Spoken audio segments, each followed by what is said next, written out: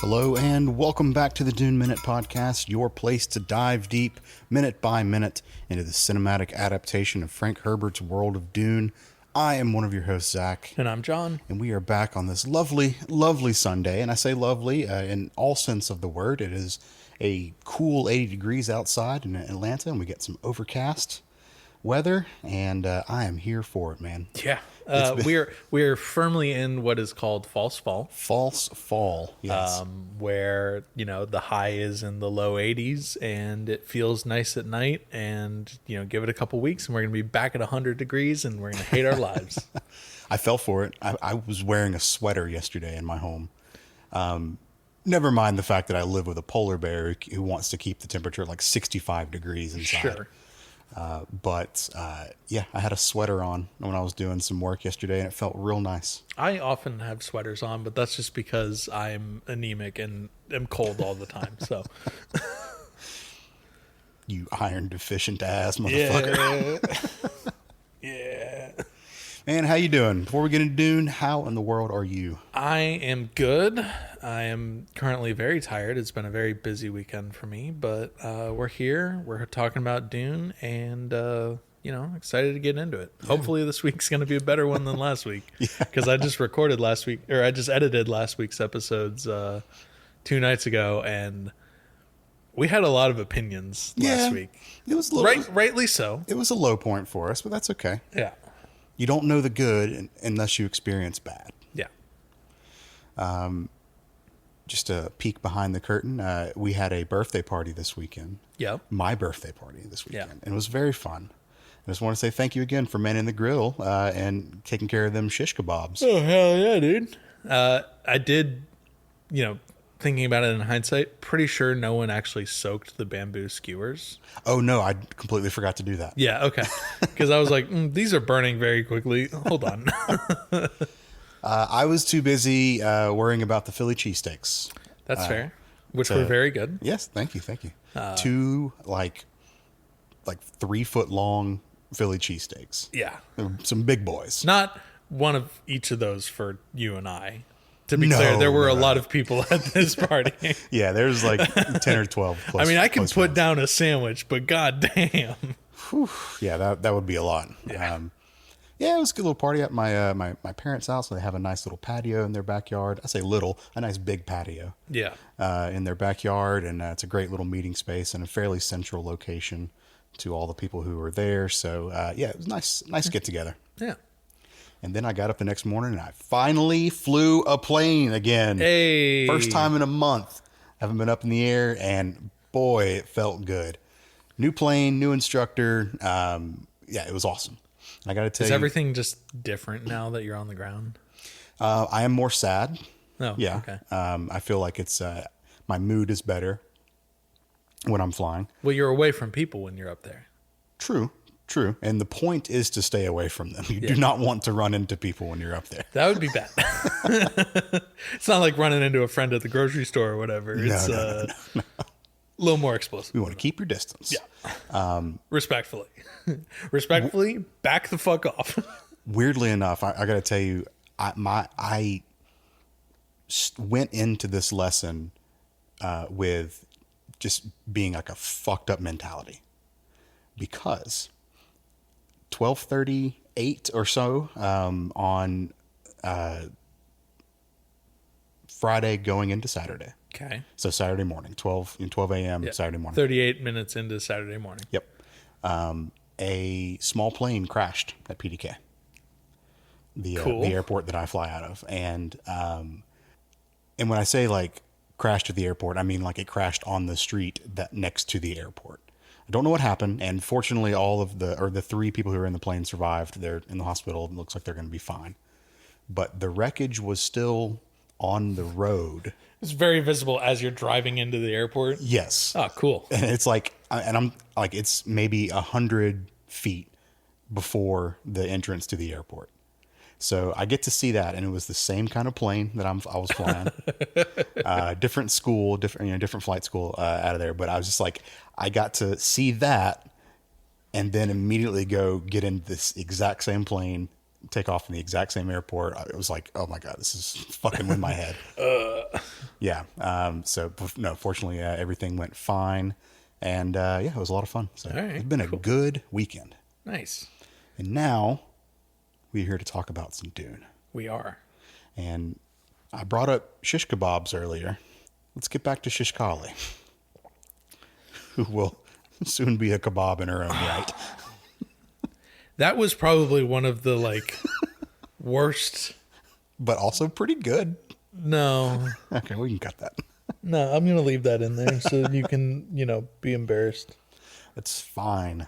You have no shame. Yes. Anyways, yes, we are talking about minute 110 through 111. Yes. I hope we get an uptick in goodness from this movie because, again, we've been a little bit in the dumps. We've been kind of shitting on it a little bit. Rightly so, because there's important things that have been missed, and, we're really feeling those. But I think this week is going to avoid a lot of the us shitting on Dune.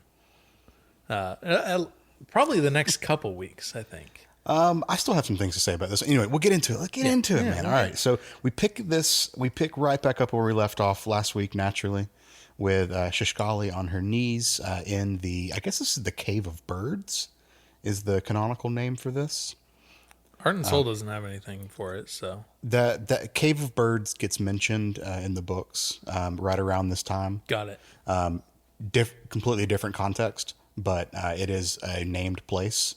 And this is where the aviary was, so it does look like a cave. So I'm going to go ahead and call it the Cave of Birds. That's, I think, a logical jump to a practical conclusion. Right. As we left off last week, she was being interrogated by Fade, or I guess attempting to be interrogated by Fade. She's not saying much. No. She's on her knees, surrounded by goons, and Fade was reaching for something at the very end of last week's minutes. What a goon sesh. This is a goon sesh. This is like a 20-on-1 goon sesh. And I've seen this video before. Yeah, not that I know about this, but you usually have to pay good money for those. Not that I know, obviously. Yeah. So what Fade was reaching for was a crysknife. Yeah. Presumably Shishkali's crysknife. I would assume that at this point she's been disarmed. Yes. Yep. But we have seen some horrible negligence from the Harkonnen goons before, so who knows? Yeah, exactly. So Fade says he wants someone to go tell the Baron that the North has been liberated and they can harvest spice at will. Yep. Liberated and secured. And secured, thank you. Yeah. And he kind of walks up to Shishkali when she's on her knees and her hands tied behind her back, and he says, "You killed 9 of my men with one single blade." Yeah, and he's like eyeing the crysknife, and he's like, "Ooh, I like this." It's this one's not a notch off balance. Perfectly balanced. Is that a Marvel thing? Yeah. Okay. Yeah. As all things should be. Sure. No. Josh Brolin tie-in. Hey, there we go. Yeah. We made it work. Oh God. No, but as this is what I read from this, as Fade is looking at the knife and walking up towards Shishkali and saying you killed 9 men with a single blade. It was almost like he was proud of her for being that ruthless. Yeah, no, there was definitely some facial expression that wasn't all anger in the way that he was talking to her. Yeah, no, he seems to respect that. Yeah. As we've seen, Fade respects strength. Yep. He respected the strength that Lanville had, and the fight that he put up instead of just being a walking, just drugged up plaything for Fade. Right. And Shishkali also looks proud when he says this. She looks up at him and she has this defiant pride in her eyes. Yeah, motherfucker, I killed 9 people. Yeah, exactly. I'm surprised Fade, when he grabbed this blade, didn't just swing it in a circle and cut the killed a bunch of goons. Yeah, just for fun. Yeah, just for funsies. Yeah. Well, Shishkali's done enough of that for today, I think. Well, so. yeah. So a million goons are not enough for Fade. So she's not talking to him, but Fate says that's okay. He's got everything he needs to know. Yeah. You know, he already knows everything, and he's handed this what looks like a pressure washer valve, like pressure washer gun, Something like that. Yep.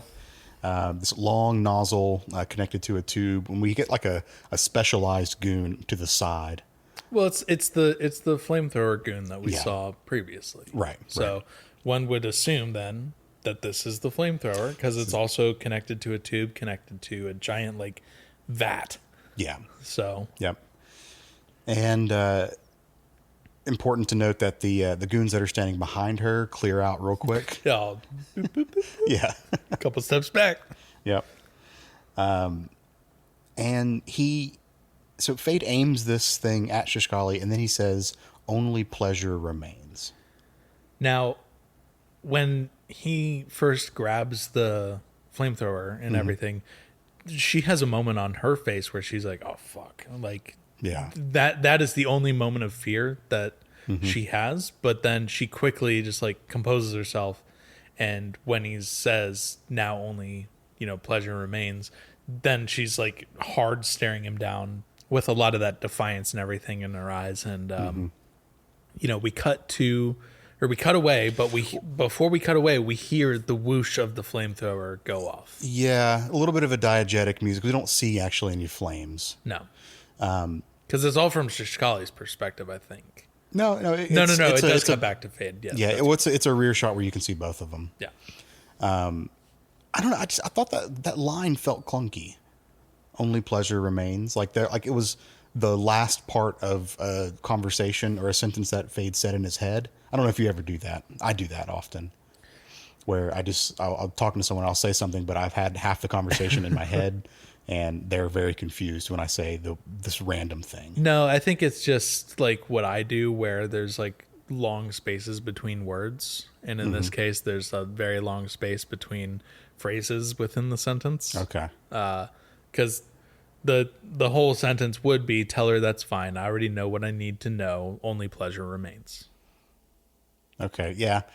I agree with that. It's still a clunky line. It is, but Fade's getting his rocks off, dude. Just burning people alive. Yeah. So, rip in peace to Shishkali. I would say we hardly knew you, but we knew you a lot better than Shishkali That we in did the books. in the books. Yeah, So, that's for sure. So, a awful end to this character who I did enjoy. I mean, being the sounding board and kind of the balance to Chani was an important part, and they did it well. Shishkali is not an addition to this movie that I don't like. Yeah. I think including her was really smart, just because, once again, you have to look at it from the perspective of people that are not like us, that don't know a shitload about Dune, that need to have a way to be brought into the story. And I think Shishkali is the audience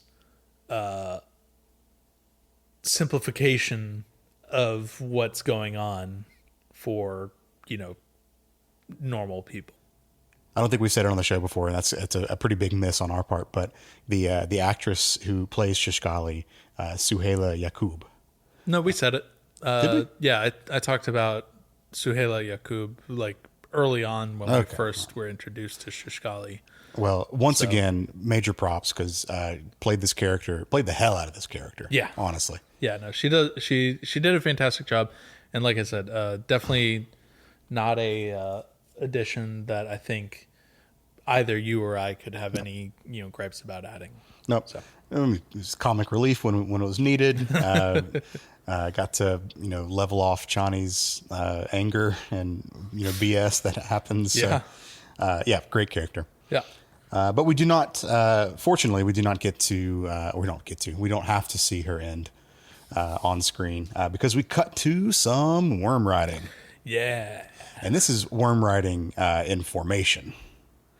We are moving with purpose here. Yes. So we cut to someone, like it's a rear shot of someone with maker hooks driving a worm. Yep. Then we flash over to Stilgar looking pissed off that he's not outside of this tent. He's in he's still very fucked up. So yeah, you can tell he's like, I shouldn't be in here. I don't want to be coddled like I'm this. not in a bitch tent. Yeah, right. So, and he's whatever like little pod that they're in, and it's not the same seed pod as Jessica was in. No, it's not a palanquin. It is like an actual tent. Yeah. Right. And it's large enough to hold, at least by my count, there were 5 other people, including Stilgar and Gurney, in this tent with them. So it was, decently large. And one thing before we get too far away from it, though, that I noticed is that you have the initial worm rider, but then off to the side of this worm rider, you have 2 other people standing there waiting to go. And that makes sense because the storm belt, I'm sure, is slightly dangerous. And if something happens to the rider, you need to be able to replace them immediately. Otherwise, you probably lose control of the worm, and then it becomes a disaster. Yeah. Oh, I would imagine so. Yeah. Whatever's going in this, whoever's riding this tent obviously looks comfortable because one dude's just passed out behind Stilgar. So that would be me. Just fucking passed out on a trip. Yeah. You know this about me. I can fall asleep pretty much in any environment. Same. I love it. It's my favorite thing to do. Yep. Be it a car, a bus, inside of at a concert. We've been to plenty. You have fallen asleep at a comedy show before? Yep, a couple. With a pizza in your lap? Yep. I was very drunk that day. Yeah. So, yeah, I love falling asleep, so I resonated with this guy. He's on top of a giant worm in a tent, and he's just like, hey, this is a good place to take a nap, dude. So get some shut-eye when you can, because you don't know when you're going to get it next. Yeah. I might take a nap after this. It looks like Chani's driving the worm. Yeah. Yeah, so we get to see through the visor, and we obviously we don't get a full face shot here, but we can see the eyes, and it looks like Chani's riding this worm. Well, you skipped over one of the most important things, was a very gruff Gurney Halleck. Yes, just I did. Sitting at the front of the tent, just with his visor and everything on, and he's just doing his angry Gurney face. Right. I did miss that in my notes. Yeah, he's brooding at the front of the tent. So, but then we get an aerial shot, and it looks like there's around 7 worms. Mm-hmm. I counted 7, all riding in formation. And this is impressive, honestly. I mean, to get 7 worms together without them fucking killing each other. Yep. Because as we've talked about, they're incredibly territorial animals. Right. So, right. And I feel like you can't just like hop on a worm and then tell it to, stop moving. Right. Do you think worms are like sharks where they have to keep moving? Otherwise they're going to die? No, I think they can stop because they spend a lot of time just like sleeping underground. That's true. I was happy to see that it looks like anyways, that they were conforming to whatever regulatory agency is within the Fremen that deals with riding in formation, because it looks like they were at least 100 feet apart vertically. And I don't think anyone paid for this, so it was no passengers for hire, which is good. You have to operate with collision avoidance, which seems like there was adequate space. Oh my God. Now the part that they didn't do, there's not a lot of communication going on. We didn't see any use of radio calls, and I didn't get to see their I guess ride plan. You can radio call this dick. And I would have loved to have seen the safety briefing, the pre-ride safety briefing. All right. Went into this. Do you have anything else for the minute? No, that's it. Okay. I'm taking over at this point. Fuck you. Listen, it's cool. Get it. We get it. You're learning how to fly. No, I'm talking about flying. I'm talking about worm riding right now. All right, dude. Well, Art and Soul has nothing for this that we haven't talked about already. But to briefly recap, all of the worm riding scenes were shot in Budapest on a giant slab of Shai Hulud skin that was on top of hydraulic systems to, give the, appearance at least of a giant jostling worm traveling at 50 plus miles an hour through the desert. Nice. So, spoilers, this wasn't on an actual worm. So sorry to ruin everyone's fun there. Well, that's only because they had some union problems and they couldn't get the worm in. So, yeah, this doesn't exactly crop up in the books. I mean, it's alluded to, and I don't know, I'll save that for later minutes because it actually makes more sense to talk about the book portion of the story towards the latter parts of this week. Okay. So let's just get into that, and I have a lot to say about the books. Cool. Then. Well, I think that's it for this episode, so we'll go ahead and wrap it there. And in the meantime, you can find the Dune Minute online. We are on Blue Sky at duneminute.com, and you can email duneminute@gmail.com. If you are listening on Apple Podcasts, also feel free to give the show a rating, and regardless of where you're listening, share it with your friends. Yeah. We'll see you tomorrow with another episode. All right. See you then.